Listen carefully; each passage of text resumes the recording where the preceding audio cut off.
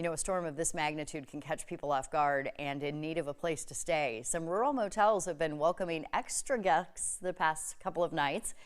This is the Comfort Inn in Story City. A number of people, families, decided not to battle Mother Nature out on the road and to hunker down instead. We found that bad weather can also affect the workers at the motel.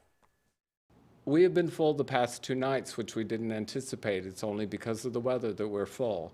So we have been accommodating the employees from our local nursing home, Bethany Life. Also, local families have their family members coming to stay here for Christmas. Comfort Inn was able to get some of its employees into work by providing them a room so they could stay there.